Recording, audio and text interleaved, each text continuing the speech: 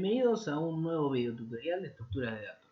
Mi nombre es Federico Joaquín y hoy vamos a estar conversando sobre análisis de algoritmos. En particular vamos a dar una introducción a los conceptos básicos que vamos a usar durante el cuatrimestre, reforzando un poco así lo que ya se ha estudiado en teoría.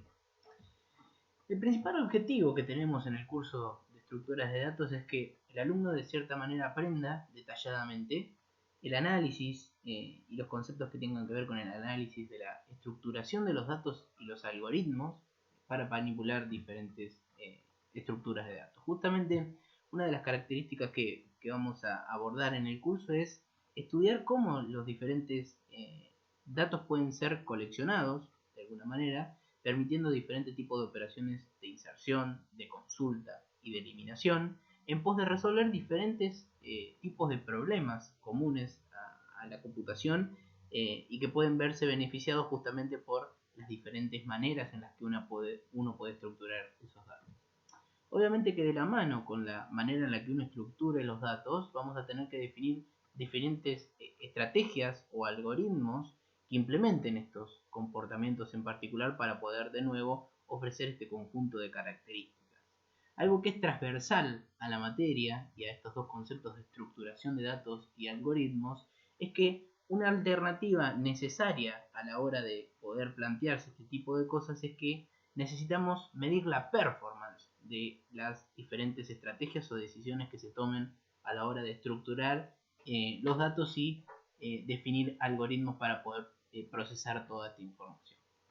Una pregunta evidente en este sentido es entonces cómo vamos a medir la performance de las diferentes estructuras o de los diferentes algoritmos que vamos a utilizar para modelar nuestra información. Bueno, la forma inmediata y adecuada es justamente medir el tiempo de ejecución, pero tal como les han comentado en teoría, es importante recalcar que la medición no va a ser un cronometraje en cuanto al tiempo que tarda justamente un algoritmo en correr, porque una de las alternativas importantes a tener en cuenta es que las mediciones que nosotros queremos hacer para estimar la performance de nuestros algoritmos es justamente aquellas que de alguna manera se abstraen totalmente de el soporte en hardware o en software, por ejemplo, las optimizaciones que se pueden generar desde el compilador o el sistema operativo, o la velocidad y el procesador por donde se pueden llegar a correr este tipo de programas, ¿sí?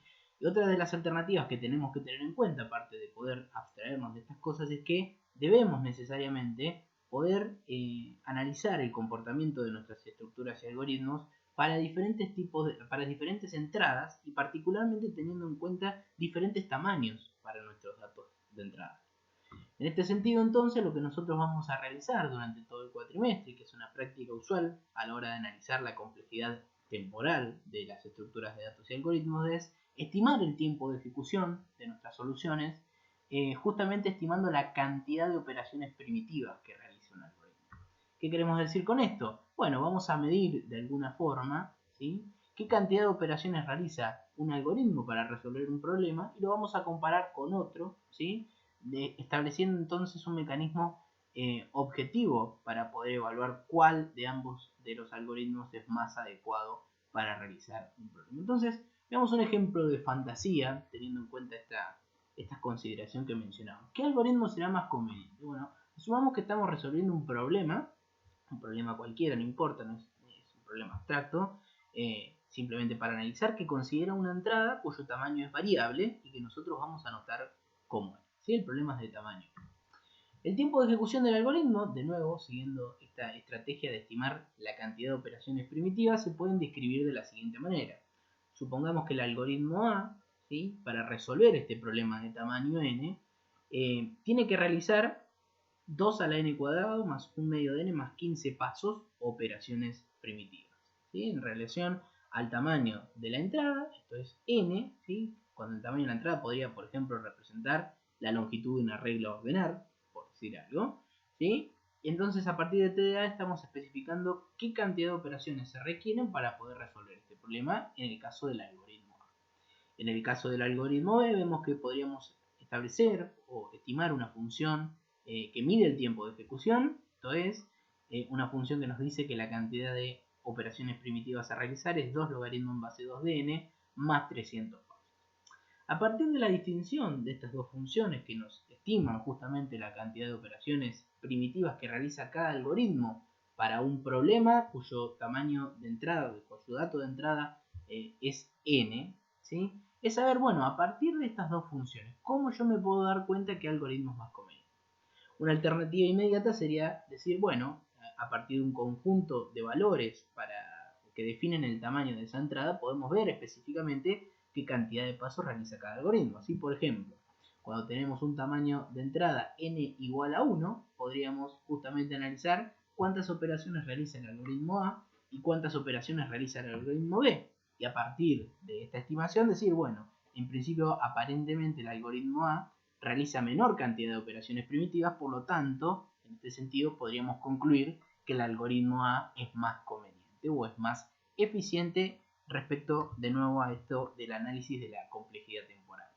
Si nosotros de alguna manera seguimos propagando esta alternativa, podríamos probar con un tamaño de entrada n igual a 2 y ver que la tendencia que nos mostraba el tamaño de entrada n igual a 1 se mantiene. En principio, la cantidad de operaciones del algoritmo A es menor que la cantidad de operaciones del algoritmo B.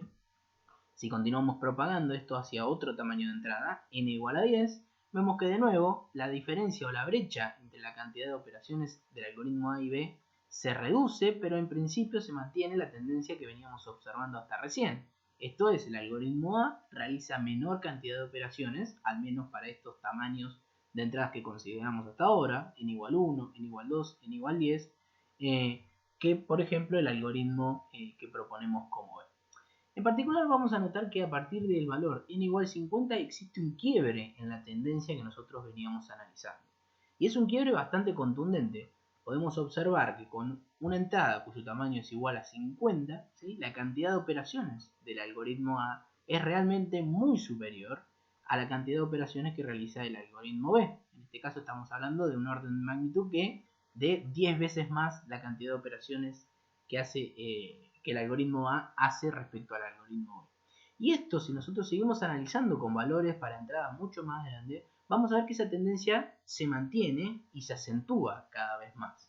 Mientras que nosotros podemos analizar que, por ejemplo, la tasa en la que fue creciendo el algoritmo A respecto a cómo iba cambiando el tamaño de la entrada, fíjense, entre un tamaño de entrada 1 y un tamaño de entrada 2 creció levemente, entre un tamaño de entrada 2 y 10 ya no creció levemente, sino vemos que la cantidad de operaciones está multiplicada en el rango de 10, y desde 10 a 50 con tamaño de entrada creció considerablemente. Pasamos de 220 operaciones a 5040.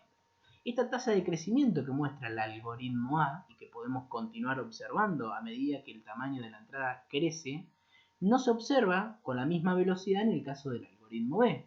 El algoritmo B, a partir de las diferentes fluctuaciones que existen en los tamaños de entrada, de n igual 1 a 2, de 2 a 10, de 10 a 50 y de 50 a las que siguen aquí en esta tabla, podemos observar que la fluctuación es mucho más suave. Esto es, la cantidad de operaciones que tiene que realizar el algoritmo B de más respecto a, por ejemplo, un tamaño de entrada considerado anterior más chico, no es tan grande o no es tan veloz el cambio, la tasa de crecimiento, que es lo que sucedía con el algoritmo A. Este tipo de análisis que estamos haciendo nosotros sobre estos datos en particular son muy útiles para realizar, y estaría bueno buscar la manera de caracterizar justamente este tipo de funciones de tiempo de ejecución, de manera que de forma simple uno pueda darse cuenta qué tan rápido crece o no justamente la cantidad de operaciones a realizar por un algoritmo u otro, conforme los tamaños del dato de entrada crecen significativamente. Estas cuestiones las vamos a resolver en la materia a través del uso de la notación asintótica, ¿sí? En la materia estudiaremos tres tipos de caracterizaciones del tiempo de ejecución. ¿Qué es lo que nos van a resolver o para qué vamos a utilizar las caracterizaciones del tiempo de ejecución? Bueno, justamente porque van a describir la tasa de crecimiento asintótico de una función. ¿Y qué queremos decir con esto? La tasa de crecimiento asintótico nos da la noción, ¿sí?, de alguna forma, de cómo nuestro algoritmo, cómo la cantidad de operaciones de nuestro algoritmo va a crecer conforme el tamaño de la entrada crezca, ¿sí? ¿Y por qué a nosotros nos interesa particularmente analizar cuándo los datos de entrada nuestros crezcan? Bueno, justamente porque es de especial interés en computación analizar cómo se comportan los algoritmos cuando tenemos grandes volúmenes de datos. Asumamos, por ejemplo, un escenario donde estamos resolviendo un ejercicio de ordenamiento, por ejemplo, y recibimos un arreglo que debemos ordenar. Bueno, claramente los valores óptimos que nosotros buscaríamos tienen especial sentido cuando el tamaño de nuestro arreglo es lo suficientemente grande. Cuando hablamos de tamaños pequeños para nuestros datos de entrada, posiblemente en la computación actual no haya demasiada diferencia entre diferentes soluciones, pero sí es importante analizar cuando ese tamaño de entrada crece considerablemente. Justamente a esto refiere el término asintótico, ¿sí? Cuando hablamos de la tasa de crecimiento asintótico, hacemos mención al comportamiento que queremos evaluar en el límite de nuestras funciones. ¿Esto qué quiere decir? Cuando realmente la entrada crece considerablemente. Este tipo de caracterizaciones que nosotros les mencionamos y que vamos a usar justamente para describir cómo se comporta nuestro algoritmo respecto a cuando crece el tamaño de la entrada, se va a realizar justamente por comparación con diferentes funciones características. Esto es con funciones que nosotros de alguna manera conocemos, sabemos cómo se comportan y que nos van a servir como una buena referencia para rápidamente darnos cuenta qué tan buena es la performance que tenemos en nuestro algoritmo, bueno, en nuestra estructura de datos. Entre las notaciones que vamos a utilizar, entre las caracterizaciones que vamos a usar, tenemos en primer lugar la notación Bigot, posiblemente es la más utilizada dentro de la materia, que la vamos a anotar de la siguiente manera. Nosotros vamos a decir que una función f de n, supongamos que esta es la función que caracteriza el tiempo de ejecución del algoritmo que estoy analizando, es igual a O de g de n, o de alguna manera lo podemos mencionar como f de n es del orden de g de n, siempre y cuando, supongamos, esta gráfica que tenemos acá en azul me está indicando cómo crece o cómo cambia la función o la cantidad de operaciones primitivas que ejecuta mi algoritmo conforme crece el tamaño de la entrada de nuestros datos, ¿sí? Se comporta o está acotado de forma superior, ¿sí? La tasa de crecimiento de mi función está acotada con una cota superior a través de una función GD. De alguna manera lo que estamos simbolizando de esta manera es, más allá de cómo avancen o cómo se modifique el tamaño de la entrada de nuestros datos, lo que podemos asegurar es que nuestro algoritmo, suponiendo que es la función fdn quien describe la cantidad de operaciones primitivas de nuestro algoritmo, va a modificar su tasa de crecimiento asintótica de forma similar o acotada, mejor dicho, superiormente en relación a G. Otra de las alternativas de las caracterizaciones que vamos a usar es la notación omega, que se puede notar de forma similar a como notábamos la caracterización de tipo Big O. Diremos que f de n es omega de g de n, ¿sí? Y lo que vamos a simbolizar en este caso es que nuestra función está acotada de forma inferior. O sea, la tasa de crecimiento de nuestra función, decimos que f de n es omega de g de n, cuando la tasa de crecimiento de nuestra función está acotada de forma inferior. Esto es, la función g de n siempre está por debajo, ¿sí?, de el orden o de la velocidad con la que crece nuestra función f, ¿sí? Eso también es importante para establecer límites por debajo. Finalmente, la última de las caracterizaciones que estudiamos o que tenemos en cuenta en nuestra materia es la notación teta, ¿sí? La notación teta lo que establece es una relación de equivalencia. Nosotros vamos a mencionar que una función f es teta de g de n cuando de alguna manera tanto f como g son equivalentes en cuanto a la tasa de crecimiento. ¿Esto qué quiere decir? Que vamos a poder acotar nuestra función f tanto por arriba como por abajo a través de la función g. Esto simplemente seleccionando un diferente valor de escala, digamos, para poder estar por arriba o por abajo de nuestra función. Si esta alternativa es posible dentro de nuestro análisis, lo que estamos de alguna manera diciendo es que la tasa de crecimiento de nuestra función f, esto es, cómo varía la cantidad de operaciones que realiza conforme el tamaño de entrada crece, es equivalente, se comporta de manera similar a la función g de n que estamos especificando. Bueno, nosotros recién mencionábamos, vamos a caracterizar nuestras funciones a través de tres tipos de notaciones, pero lo importante acá sería establecer cuáles serían las funciones g de n con las que vamos a comparar a nuestra función f. Pues yo digo, la función f es del orden de g de n. Bueno, ¿cuáles son esas funciones g características que vamos a utilizar para poder de alguna manera establecer esa similitud en cuanto a la tasa de crecimiento. Bueno, acá vamos a ver el ordenamiento de las primeras 4 funciones, ¿sí? En primer lugar tenemos la función constante. En este caso, fíjense, esta función lo que me está diciendo es que la tasa de crecimiento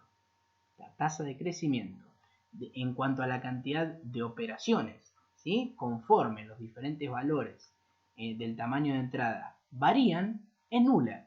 De alguna manera lo que estamos especificando es cuando uno tiene una tasa de crecimiento nula, sin importar el tamaño de la entrada, ¿sí? El costo computacional siempre va a ser el mismo. Eso es lo que está especificando la tasa de crecimiento constante en este caso, ¿sí? Esta sería obviamente la tasa de crecimiento ideal para cualquier algoritmo, para cualquier estructura de datos que uno intente especificar, pero obviamente es prácticamente imposible, porque sería como decir, yo estoy estimando que el tiempo de ejecución para ordenar un arreglo, ¿sí? De 10 elementos, de 20, de 30, de 40 o 50 siempre cuestan lo mismo. Y eso es computacionalmente difícil de obtener, al menos hasta ahora. Si uno continúa ordenando las funciones que podemos llegar a utilizar, justamente las funciones características, vamos a ver que la próxima tasa de crecimiento esperada, ¿sí? Son las tasas de crecimiento que uno espera para los algoritmos que intenta implementar, es la logaritmo en base 2 de n, que muestra una cierta curva de crecimiento, pero que es muy suave, ¿sí? Conforme los valores del tamaño de entrada crecen, vamos a ver que la cantidad de operaciones a realizar para resolver ese problema crece, pero de forma leve. Una tasa de crecimiento un poco más rápida que, por ejemplo, la logaritmo en base 2 de n es la función lineal. De alguna manera que hay una relación estrictamente proporcional con el tamaño de la entrada. Si yo tengo 10 elementos, tengo que hacer 10 operaciones.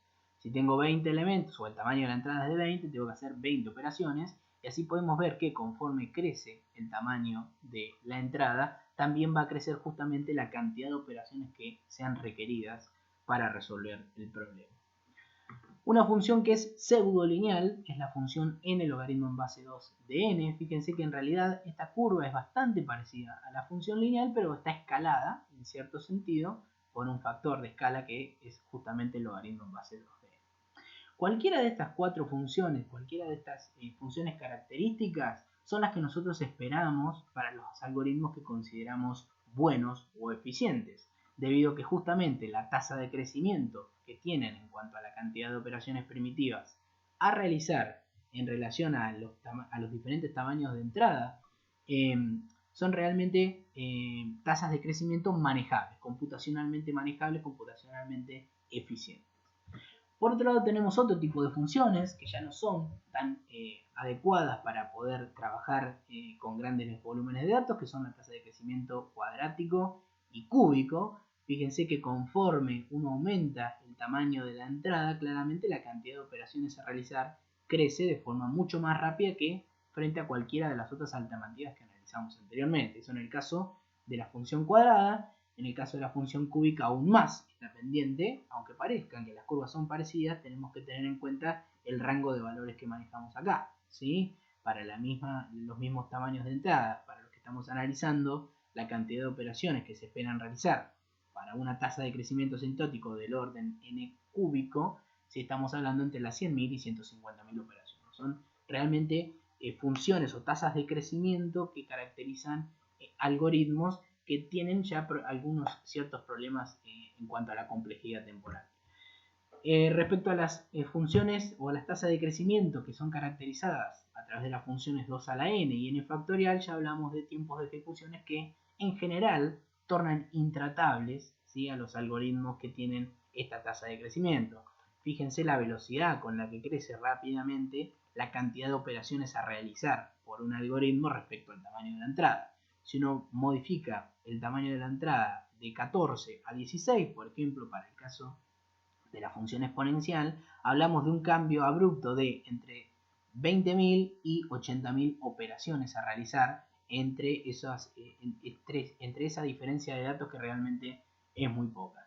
Insisto con esto estamos tratando aquí con datos que son realmente pequeños y que muestran claramente que este tipo de tasas de crecimientos hacen mención a algoritmos que realmente son poco eficientes o para posiblemente problemas que realmente son intratables para grandes volúmenes de datos de forma computacional. Bien, con esta introducción, ahora quiero comentarles un poco o entrar en detalle con la notación Bigot, ¿sí? Que es la que estima o la que caracteriza una función en relación al orden de tiempo de ejecución, estableciendo una cota superior, que es la que más frecuentemente vamos a usar durante la materia. Vamos a hablar de algunas particularidades y de su uso. Como mencionábamos recién, es la que vamos a utilizar frecuentemente en la materia y establece una cota superior a la tasa de crecimiento asintótico. ¿Y por qué en la materia es la que más usualmente vamos a utilizar? Bueno, justamente porque cuando nos establece una cota superior nos está dando una noción del peor caso, del peor escenario que podríamos considerar. Cuando yo digo, este algoritmo en el peor de los casos es del orden de una función n cuadrado, lo que estamos diciendo es, bueno, si vos variás el tamaño de entrada de diferentes valores, en el peor de los escenarios, el crecimiento en cuanto a la cantidad de operaciones a realizar, la cantidad de operaciones primitivas a realizar para resolver el problema, se comporta de manera similar a la función cuadrada.